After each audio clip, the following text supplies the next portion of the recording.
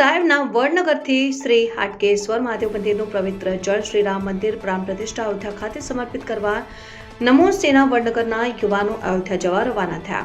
શ્રી સોમાભાઈ મોદી સહિત ધારાસભ્ય શ્રી કિરીટભાઈ પટેલ તથા સાંસદ શ્રી શારદાબેન પટેલ સહિત ગુજરાતના અનેક નેતાગણે નમો સેના અને વડનગરના યુવાનોને હાર્દિક શુભેચ્છાઓ પાઠવી હતી।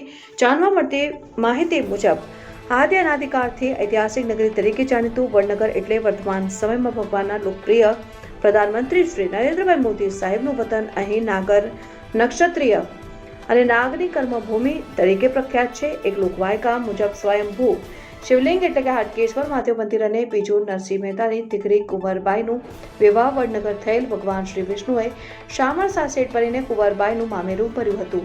ત્યારે 365 કુવાઓ, 365 તળાવ, 365 વડલાઓ, 7 વાવનું નિર્માણ થયું હતું। અહીં કુંવરબાઈનું મામેરું પ્રસંગે શેઠ શામળ સાજી ખુદ ભગવાન વિષ્ણુએ દ્વારા શ્રી કૃષ્ણભાઈ શ્રી બલરામ ભગવાન અને દેવતી માતા સાથે અનેક દેવ દેવીઓને ઉતારા આપવામાં આવ્યા હતા।